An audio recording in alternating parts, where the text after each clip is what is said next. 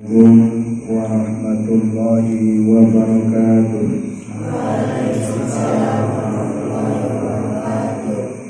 Alhamdulillahi wa kafa, wassalatu wassalamu ala sayyidina Muhammadinil Mustafa alladzi la yantiqu 'anil hawa in huwa illa wahyun yuha.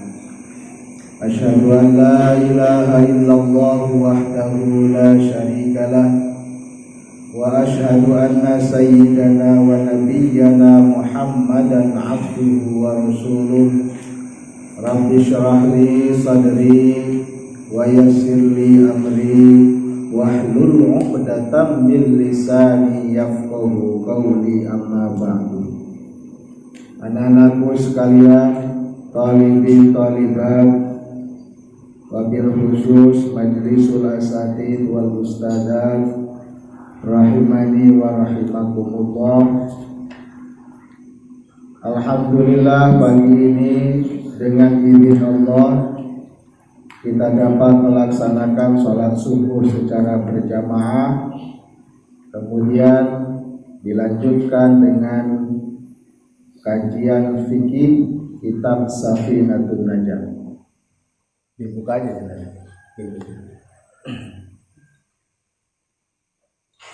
Faslun al-ma'u qalilun wa kathirun.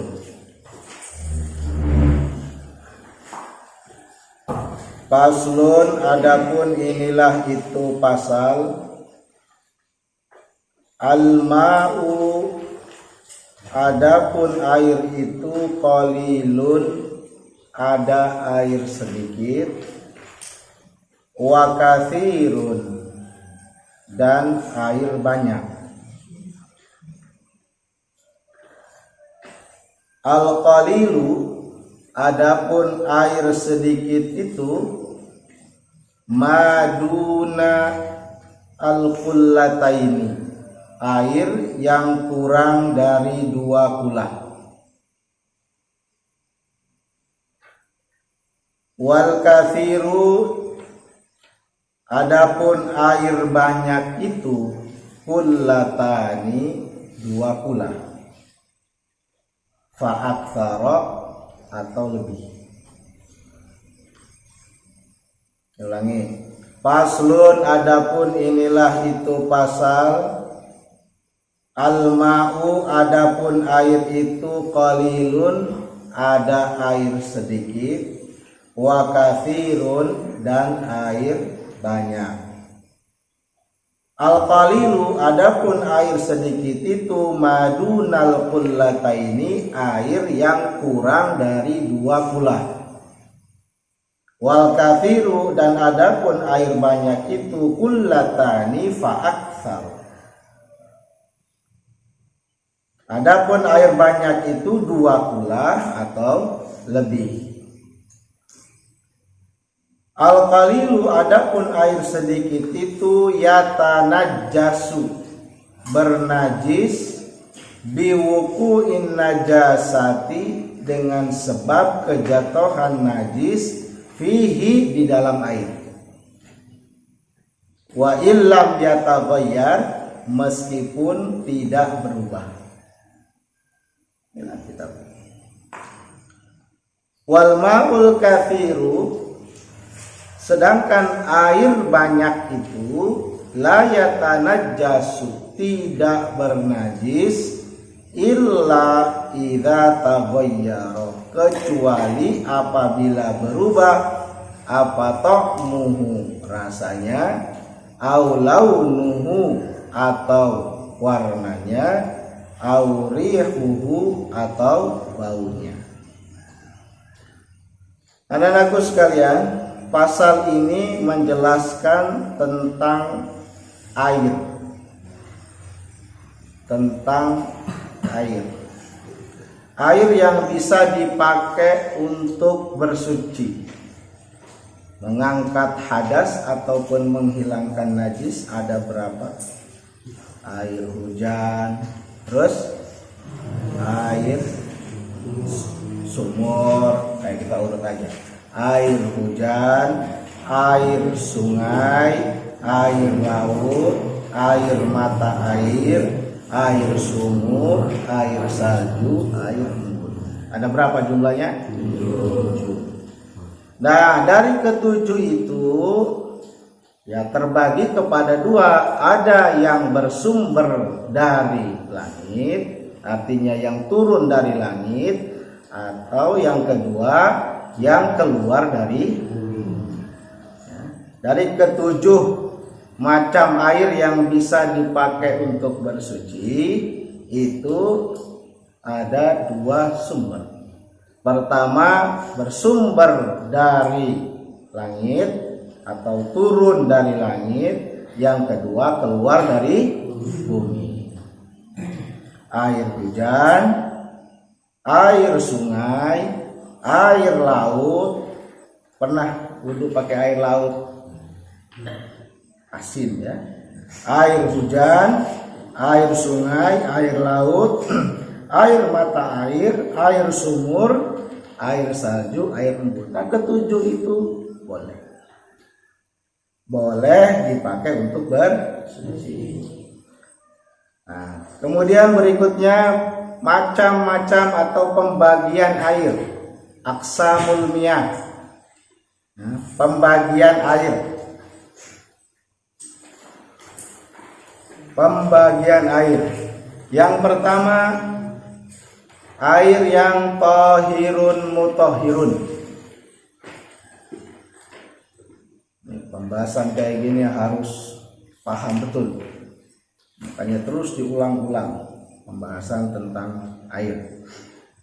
Yang pertama, tahirun mutahhirun.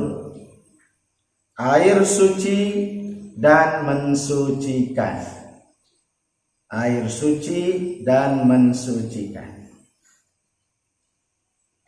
Airnya suci, kemudian air tersebut bisa dipakai untuk bersuci. Yang namanya bersuci itu mengangkat hadas. Hadas itu ada dua. Hadas apa? Hadas kecil dan hadas besar. Kalau hadas kecil mewajibkan wudhu. Kalau hadas besar mewajibkan mandi. Kemudian mengangkat najis, itu namanya bersuci.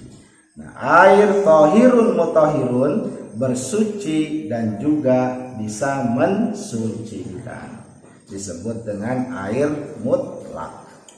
Air mutlak. Syarat air tersebut dikatakan tahirun mutahhirun, suci dan juga mensucikan. Pertama, air tersebut tidak bekas dipakai bersuci. Air tersebut tidak bekas dipakai bersuci.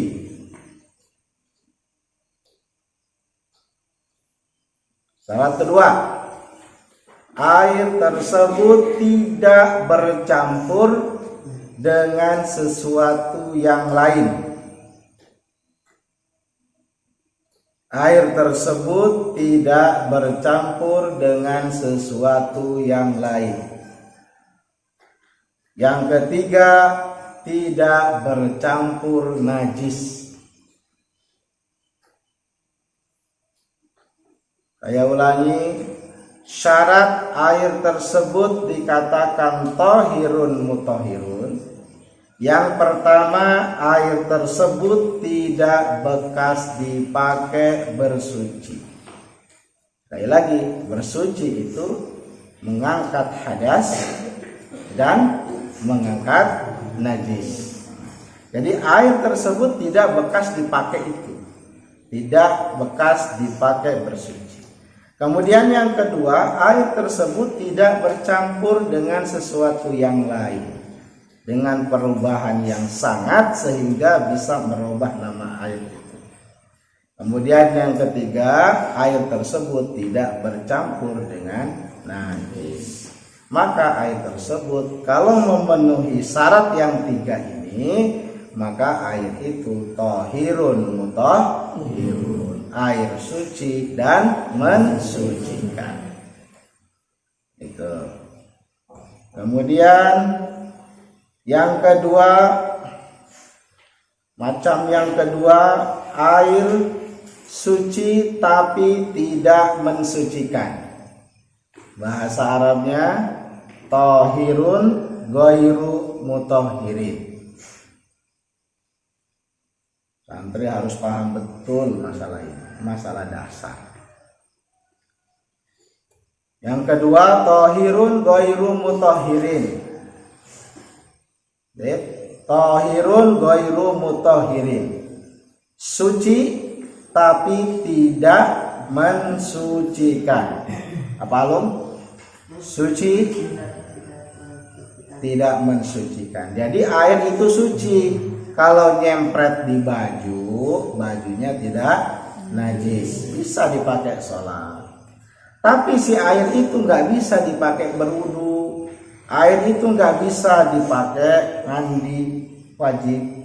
Air itu nggak bisa dipakai untuk mengangkat najis. Tapi suci. Kalau nyempret ke baju, bajunya boleh dipakai untuk sholat. Nah itu namanya tohirun ghairu mutahhirin. Suci tapi tidak mensucikan. Nah air ini terbagi dua. Air jenis yang kedua ini terbagi dua. Yang pertama, air al-mutaghayyir, air yang berubah. Air yang berubah.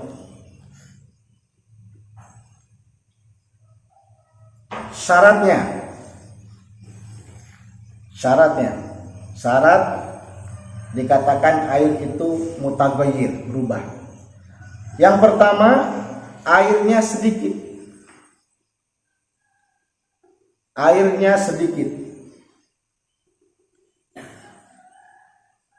Kemudian yang kedua, air tersebut bercampur dengan sesuatu yang suci. Air tersebut bercampur dengan sesuatu yang suci. Kemudian syarat yang ketiga, perubahannya parah. Jadi ketika air itu bercampur, maka air itu berubah, perubahannya parah. Saya ulangi. Ini air suci tapi tidak mensucikan. Terbagi dua. Yang pertama air al-mutaghayyir, air yang berubah. Syaratnya satu, airnya sedikit. Yang disebut dengan air sedikit tadi sudah dibacakan. Tentang air sedikit apa? Air banyak apa? Nah, air sedikit adalah air yang kurang dari 2 kulah. Apa 2 kulah itu? Nah, air 2 kulah itu adalah kira-kira 216 liter. Jadi disebut dengan air 2 kulah itu, isinya itu, airnya itu ada 216 liter kira-kira. Jadi kalau kurang dari 216 liter, maka air tersebut dianggap kurang dari 2 kulah. Nah ini pembahasan kelas 1 ya. Masuk kelas 2. Nah, air kurang dari 2 kulah berarti air kurang dari 216 liter. Kalau air lebih daripada 2 kulah berarti air tersebut lebih dari 216 liter. Itu kalau liter. Bagaimana kalau berbentuk bak? Nah, jadi kalau berbentuk bak, panjangnya 60 cm, jadi bikin panjang kemana? Sini. Panjangnya 60 cm, kemudian lebarnya 60 cm, kedalamannya juga 60 cm. 60. Jadi bikin panjang 60 cm, kemudian lebar juga 60 cm, kemudian kedalaman si bak itu, kedalaman apa ketinggian? Nah, itu 60 cm juga. Jadi 60, panjang 60, lebar 60, kedalaman baknya juga 60. Nah itu air yang ada di dalamnya kira-kira sudah mencapai 216 liter. Gitu. Jadi air itu dikatakan mutaghayyir, dia suci tapi nggak mensucikan. Pertama airnya sedikit, berarti airnya kurang dari 2 kulah. Kemudian bercampur dengan benda yang suci, bercampur dengan benda yang suci. Misal di gelas ada air, kemudian dimasukin kopi. Kopi itu suci apa najis? Suci. Kopi dimasukin ke segelas air, berubah enggak air yang di gelas itu? Berubah, maka menjadi air kopi, bukan lagi air, namanya air kopi. Sebutannya sudah beda, menjadi air kopi namanya, bukan air biasa lagi, tapi menjadi air kopi. Nah air kopi itu kalau netes di baju suci enggak? Suci, bisa dipakai untuk sholat. Tapi kalau air kopi dipakai untuk berwudu itu tidak sah. Paham? Atau misalnya yang biasa di kamar mandi, kalau putra atau putri ya, misalnya airnya sedikit, kurang dari 2 kulah, kemudian masuk sabun kecemplung. Banin apa banat ini? Tapi banat mah pakai 4 ember. Banin kan kobaknya gede. Nah, misalnya ada sabun jatuh, itu kalau jatuh nggak cuma 1 sih kayaknya ya, 1. Kemudian airnya itu kurang dari 2 kulah sedikit. Nah kemudian kalau air itu berubah dengan perubahan yang sangat, perubahannya sangat, kalau nggak sangat sih nggak apa-apa, masih bisa dipakai bersuci. Jadi perubahannya sangat, maka air itu tetap suci tapi nggak bisa mensucikan. Bagaimana untuk mengukur bahwa air ini berubahnya sangat ataupun tidak? Itu tes aja kepada orang yang nggak tahu. Suruh datangkan, kemudian ambil air 1 gayung, bilang, Wildan, ini air kecampuran apa? Bilang sama Wildan, ini kayaknya, masih kayaknya. Berarti perubahannya belum sangat. Perubahannya belum sangat. Tapi kalau Wildan, ini air kecampuran apa nih? Butok kayak gini. Terus cium, oh ini mah sabun. Nah berarti perubahannya perubahan parah. Berarti nggak bisa dipakai untuk bersuci. Gitu. Jadi air suci kemudian bercampur dengan sesuatu yang suci. Nah percampurannya itu terjadi perubahan yang sangat, maka itu disebut dengan air al-mutaghayyir, yang suci tapi tidak mensucikan. Kemudian yang kedua, yang pertama tadi al-mutaghayyir, yang kedua adalah air apa? Kalian tahu? Air mustakmal. Jadi skema pembagiannya ini harus hafal. Air mustakmal. Sekali lagi, air suci tapi tidak mensucikan terbagi 2. Yang pertama air al-mutaghayyir, artinya air yang berubah, syaratnya tadi sudah disebutkan ada 3. Kemudian yang kedua air mustakmal. Air mustakmal itu air bekas pakai. Yang disebut air mustakmal itu air bekas pakai. Bekas pakai apa? Bukan bekas pakai cuci tangan. Habis makan cuci tangan, tapi air bekas pakai, 1 menghilangkan hadas, yang kedua air bekas pakai mengangkat najis. Itu mustakmal. Jadi air mustakmal adalah air bekas pakai apa? Dipakai mengangkat hadas, dipakai berwudu, dipakai mandi wajib. Yang kedua air bekas pakai menghilangkan najis.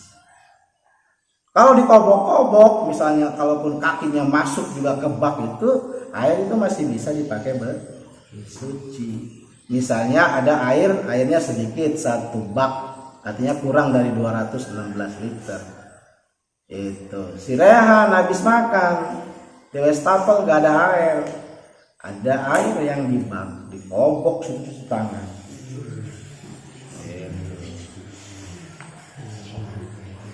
Cuci tangan. Air itu tidak mustakmal. Jadi mustakmal itu bekas pakai, artinya bekas pakai mengangkat hadas, bekas pakai menghilangkan najis. Kakinya si Adit diaduk-aduk ke air situ, ke kobak, ke ember. Kakinya dimasuk.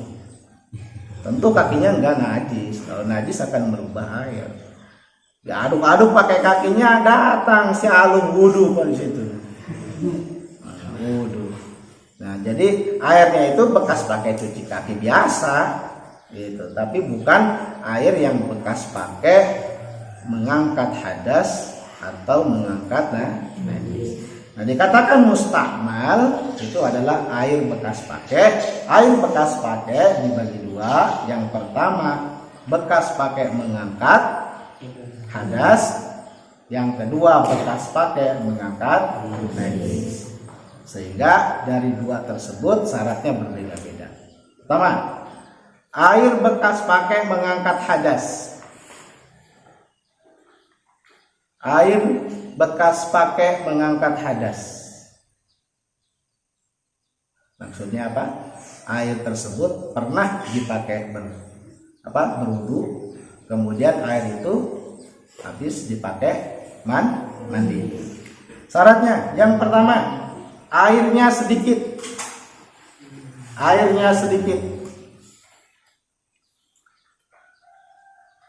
Adit, air sedikit itu kurang dari berapa? 216 liter atau kurang dari 2 kulah. Nah, disebut air sedikit itu air kurang dari 2 kulah. Nah, airnya sedikit. Kemudian yang kedua, berpisah dari anggota yang dibasuh. Air tersebut berpisah dari anggota yang dibasuh. Anggota tubuh yang dibasuh, boleh tambahin. Air tersebut berpisah dari anggota tubuh yang dibasuh. Kemudian yang ketiga, basuhan wajib.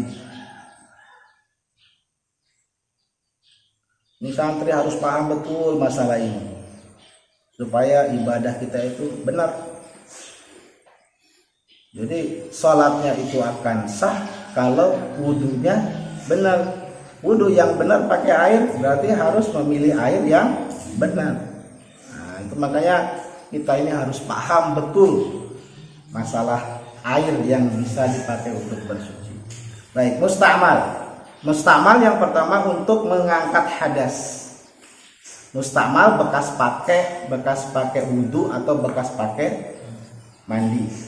Nah, syaratnya yang pertama dikatakan mustakmal, airnya sedikit. Sekali lagi, air sedikit kurang dari 216 liter. Misalnya air 1 ember kecil, tentu kurang dari 216 liter. Kemudian kita pakai untuk berwudu. Air tersebut mau kita pakai untuk berwudu. Nah, ketika kita mengambil air, misalnya membasuh wajah. Nah, syarat yang ketiga itu basuhan wajib. Basuhan wajib itu adalah basuhan yang pertama. Kan kita membasuh berapa kali? 3 kali. Sunnahnya 3 kali. Yang wajibnya itu 1 kali. Misal basuh wajah 1 kali. Nah, kemudian air itu kan mengalir. Selama dia belum berpisah dari wajah, air tersebut belum disebut air mustakmal. Ngalirin air ke wajah, kan air ngalir tuh sini. Nah, yang ngalirnya ini belum disebut dengan air mustakmal. Jadi kalau pas basuh wajah kena airnya sedikit, misalnya kayak di Banat, airnya sangat kurang. Nah, itu wudunya jangan boros. 1 gayung juga bisa wudu 1 gayung. Jadi ketika basuh wajah, yang penting air itu mengalir saja, meskipun nggak merata mengalirnya. Air dialirkan, udah gitu baru diratakan. Selama air itu masih di wajah, di area wajah, maka air yang diratakan itu tidak disebut air mustakmal. Kecuali kalau dia udah netes ke bawah ke sini, air ngeracak sini, netes, tes. Nah, air yang netes ini adalah air mustakmal. Begitu.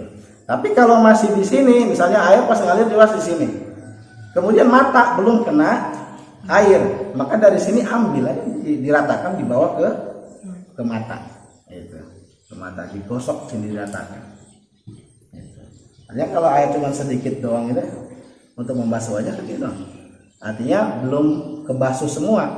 Nah begitu udah kebasuh separohnya itu, ya kita ratakan dengan air ke area wajah. Itu belum disebut mustamal. Nah, yang mustamal ini yang sudah berpisah dari wajah. Itu basuhan yang pertama. Kalau basuhan yang kedua, ketiga itu enggak mustamal. Basuhan pertama saja yang disebut dengan mustamal. Ini nanti ujian kajian fikih ada ya, informasi awal. Kajian fikih kita tapi lain ada nanti di ujian materi. Makanya catat. Yang pertama syaratnya air sedikit, yang kedua berpisah dari anggota yang dibasuh, kemudian basuhannya basuhan wajib. Gitu.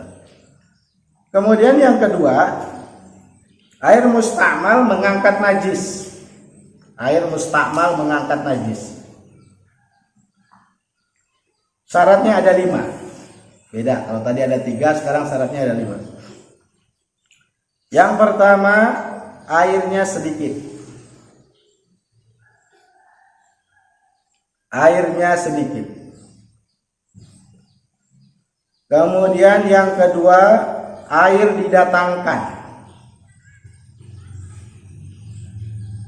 Air sedikit, yang kedua air didatangkan. Yang ketiga, air terpisah dari sesuatu yang disucikan. Air terpisah dari sesuatu yang disucikan.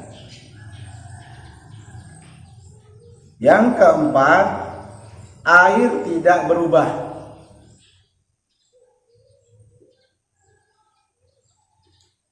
Yang kelima, air tidak bertambah volumenya, isinya. Air tidak bertambah volumenya. Saya ulangi. Dikatakan mustakmal yang kedua, bekas pakai mengangkat najis. Najis kalau. Syaratnya ada 5. Pertama, airnya sedikit.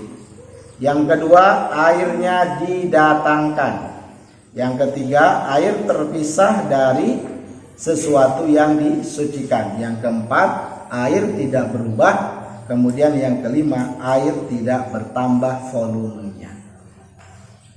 Ini bisa dijadikan panduan tata cara merendam pakaian. Bisa juga dijadikan sebagai panduan atau tata cara mencuci baju di mesin cuci. Khususnya adalah pakaian yang bernajis. Dalam merendam contohnya.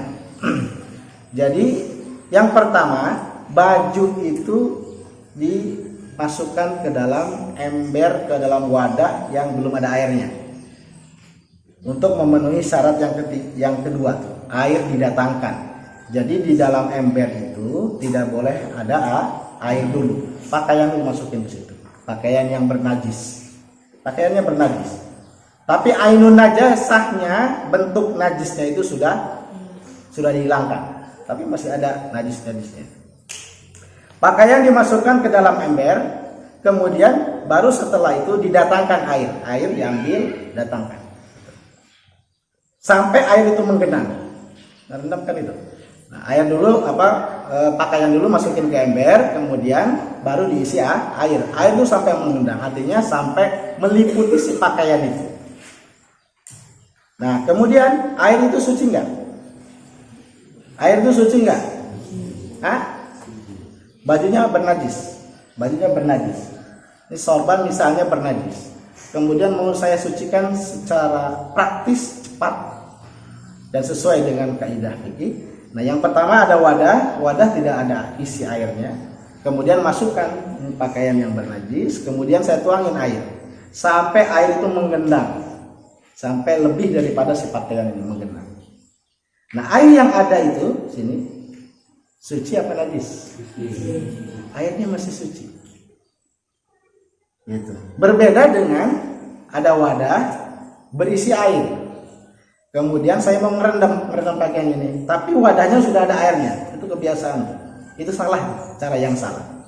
Nah, kemudian dimasukin baju atau pakaian yang bernajis. Maka air yang ada itu menjadi rusak, menjadi najis. Berarti pakaian masih tetap najis, nggak bakalan ini suci. Itu. Apalagi kalau dicampur dengan deterjen. Wah, kenapa parah? Air dicampur dengan deterjen. Itu yang kedua tadi, al-mutaghayyir itu. Air bercampur dengan benda yang suci. Nah, kalau air dulu kemudian didatangkan pakaian, maka air menjadi najis. Berbeda dengan pakaian dulu dimasukin ke wadah, baru didatangkan air sampai menggenang, airnya suci. Kalau si Wildan mau minum, ambil, diminum, suci. Tapi ketika air itu diangkat nih. Bajunya si pakaiannya ini suci, maka airnya berubah status, yang tadi suci sekarang menjadi mustahmal. Syaratnya air tidak berubah. Dilihat airnya berubah enggak? Kalau berubah dicium bau kesing, berarti itu najis. Kalau berubah. Kemudian yang kedua, air tidak bertambah volumenya. Jadi pas diangkat pakaiannya, kok airnya nambah banyak. Berarti air nambah banyak ini gak salah lagi, berasal dari najis. Bukan mustakmal lagi namanya itu, berarti najis. Jadi dikatakan air mustakmal, bekas pakai menghilangkan najis. Pertama syaratnya airnya sedikit, airnya 1 ember. Kalau 1 lombang itu lebih dari 2 kola, 1 sawah pun 2 kola, gak jadi mustakmal. Air ngompol kamu langsung cemplungin blek, ambil air 1 sawah itu kan lebih daripada 2 kola, gak ada masalah. Ini airnya sedikit. Kemudian yang kedua, airnya didatangkan. Saling mengingatkan. Jadi airnya didatangin. Pakaian dulu, baru tuangin air. Jangan air dulu. Kemudian yang ketiga, air terpisah dari sesuatu yang suci. Kalau belum terpisah, airnya gimana hukumnya? Masih suci. Kemudian yang keempat, airnya tidak berubah. Kalau berubah, sifat air. Sifat air itu ada berapa? 1, baunya. 2, warnanya. 3, rasanya. Nah, kalau sifat airnya itu berubah, maka berarti perubahannya disebabkan karena najis. Kemudian air tidak bertambah banyak. Kalau bertambah banyak berarti nggak salah lagi, air tersebut berasal dari najis. Itulah air mustakmal. Sekali lagi, air mustakmal pengertiannya adalah air bekas pakai bersuci. Jangan salah paham, karena memang masih ada salah paham. Air kobok dianggap mustakmal, bukan. Jadi air itu mustakmal, nggak dipakai berwudu ataupun nggak pakai mandi wajib ataupun dipakai untuk menghilangkan najis. Disebut air mustakmal adalah bekas dipakai bersuci, bukan bekas dikobok atau apa lagi yang kobok. Ya, artinya dikatakan air mustakmal bekas pakai bersuci. Kemudian macam air yang ketiga.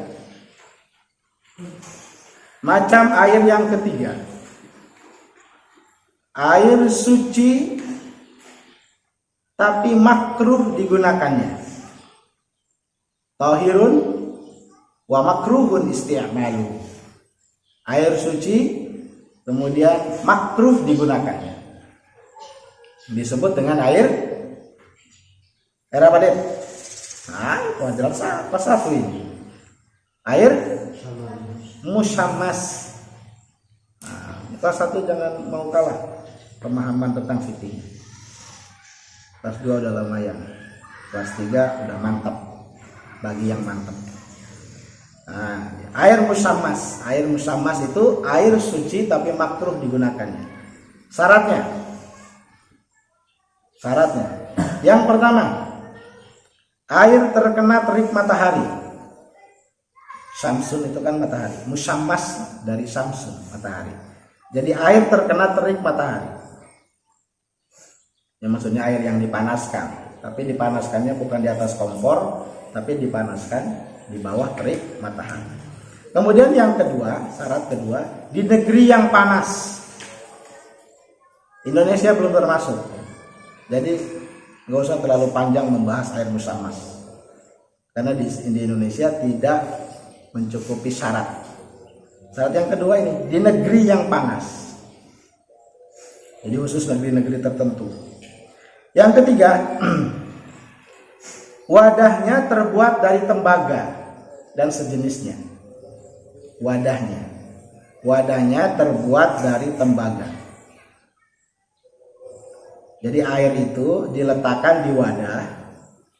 Nah, wadahnya ini terbuat dari tembaga dan sejenisnya, seperti besi, bahan besi atau timah. Pokoknya selain emas dan perak. Nah, air itu misalnya di wadah yang terbuat dari tembaga atau dari besi. Nah, kemudian dibawa keluar, dipanaskan di bawah terik matahari. Kemudian syarat yang keempat, airnya panas. Kalau masih dingin belum disebut air musammas. Jadi airnya panas. Yang keempat, airnya panas. Yang kelima, makruhnya di badan saja. Jadi kalau air itu dipakai untuk cuci baju nggak apa-apa. Dikatakan makruhnya hanya di badan saja. Itulah syarat air musammas. Pertama, air terkena terik matahari. Berarti air dipanaskan di bawah terik matahari. Yang kedua, di negeri yang panas. Dan Indonesia tidak termasuk itu. Kemudian yang ketiga, tempatnya atau wadah air itu terbuat dari tembaga atau yang sejenisnya, besi, timah, pokoknya selain emas dan perak. Kemudian yang keempat, airnya panas. Kalau udah dibawa keluar tapi airnya masih dingin, nah itu belum disebut air musammas. Airnya panas. Kemudian yang kelima, makruhnya hanya di badan saja. Itulah air musammas. Kemudian yang keempat macam daripada air, yaitu al-ma'u al-mutanajjis, air najis. Ya, inilah pembahasan kita di dalam pasal ini tentang al-ma'u al-mutanajjis, air najis. Jadi dalam kitab Safinatun Najah nggak dijelaskan tentang pembahasan secara umum tentang air, mengambil satu bagiannya saja. Selebihnya itu tugas yang ngajarin. Jadi kamu kalau ngajar Safinatun Najah nanti ke murid-murid kamu nanti, itu harus dijelaskan secara umum tentang air, karena pengarang kitab ini hanya menggambarkan satu bagian dari pembahasan umum. Yang pasal yang kita baca tadi itu yang terkait dengan al-ma'u al-mutanajjis, air yang terkena najis. Sedangkan air, macam air itu ada berapa? Ada 4. Salah satunya al-ma'u al-mutanajjis. Ada tohirun, mutohirun, ada tohirun goiru mutohirin, kemudian yang ketiga tohirun makruhun istimalu. Baru yang keempat al-ma'u al-mutanajjis. Nah, al-ma'u al-mutanajjis ini yang menjadi bahasan pasal dalam kitab Safinatun Najah. Makanya sengaja saya gambarkan dari awal supaya pemahamannya utuh. Al-ma'u al-mutanajjis, air mutanajjis. Ada 2 catatan. Kalau airnya kurang dari 2 kulah, dan kurang dari 2 kulah itu kurang dari berapa? 216 liter. 216 liter. Kalau berbentuk bak, ukurannya berapa senti? 60 cm. Wah, pintar. 60 cm, 60 cm, 60 cm. Gitu. Kurang dari 2 kula airnya. Kemudian kejatuhan najis.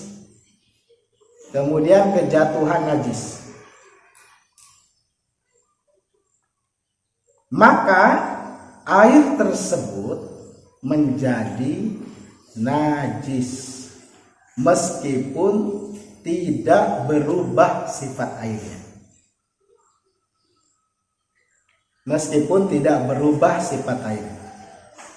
Yang kurang-kurang dari 2 kula itu kemungkinannya itu di mana?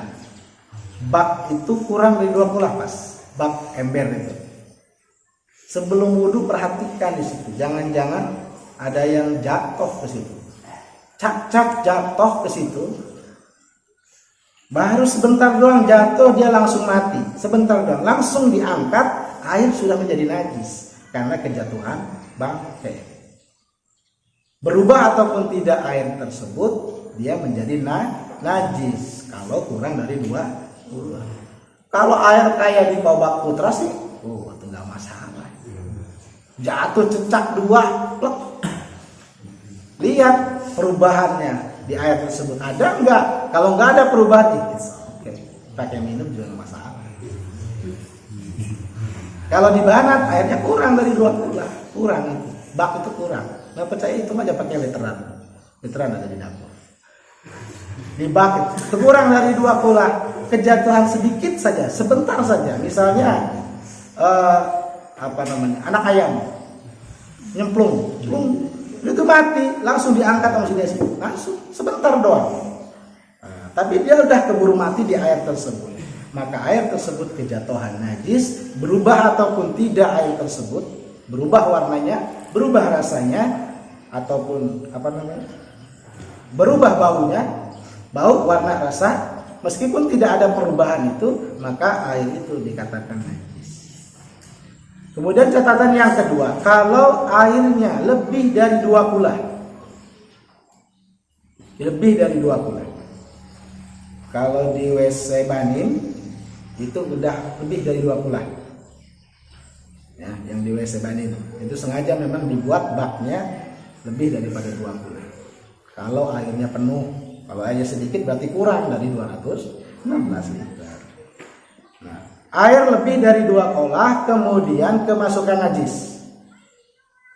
Air lebih dari 2 kulah kemudian kemasukan najis, maka air tersebut tidak najis.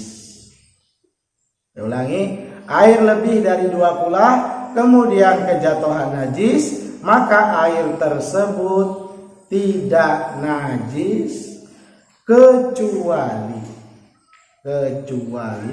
ada perubahan sifat airnya.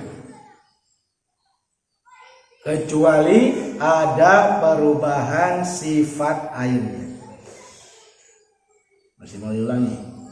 Ada air 2 kula, kemudian kejatuhan najis, maka air itu tetap suci kecuali ada perubahan sifat airnya. Airnya lebih dari 2 kolah, salombang misalnya, lebih dari 2 kolah, jatuh najis, ternyata najis ayam misalnya, mati. Lihat airnya, dicium airnya, bau bangkai, najis berarti, meskipun lebih daripada 2.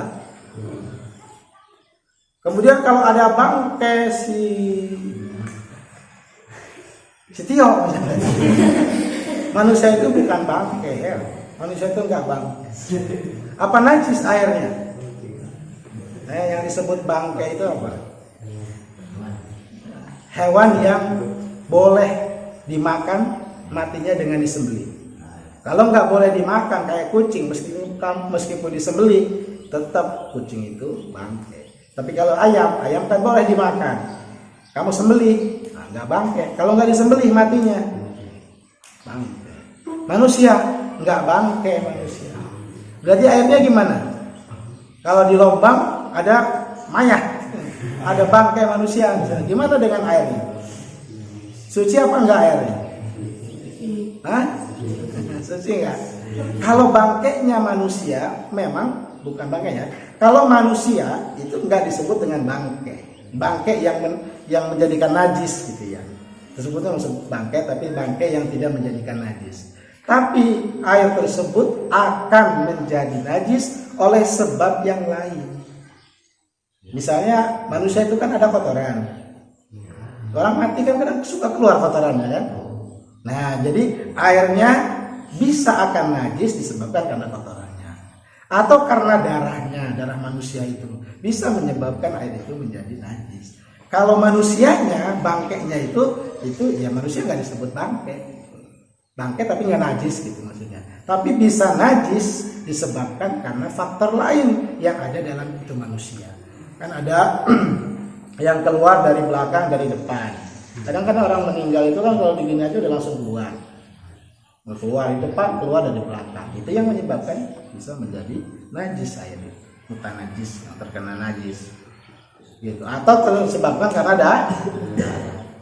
Jadi macam yang keempat, al-mau al-mutanajis. Saya ulangi, ada dua catatan. Yang pertama, kalau air kurang dari 2 kulah kemudian kejatuhan najis, maka air itu menjadi mutanajis meskipun tidak ada perubahan sifat airnya. Kemudian yang kedua, air lebih daripada 2 kulah kemudian kejatuhan najis, maka air itu dikatakan suci kecuali terjadi perubahan sifat air. Apa sifat air itu? Warnanya, lihat warnanya. Kemudian yang kedua baunya, kemudian yang ketiga rasanya. Nah, itulah pembahasan pasal kita pada pagi hari ini tentang air. Ada 2, air sedikit, ada air banyak. Tadi perbedaannya udah tahu. Kalau air sedikit kurang dari 2 kulah, kalau air banyak 2 kulah atau lebih. Disebut 2 kulah adalah kira-kira air tersebut 216 liter. Kalau berbentuk bak, ukurannya panjang 60 cm, lebar 60 cm, kedalaman juga 60 cm. Nah, kemudian itu air sedikit kejatuhan najis, maka air itu menjadi najis meskipun tidak ada perubahan. Airnya banyak kejatuhan najis, maka air itu tidak najis kecuali idza taghayyara ta'muhu aw launuhu aw rihuhu, kecuali ada perubahan sifat air. Anak-anakku sekalian, barangkali itu yang kita bahas pada pagi hari ini pas. Setelah ini kita langsung melaksanakan sholat. Wabillahi taufiq wal hidayah. Wassalamualaikum warahmatullahi wabarakatuh.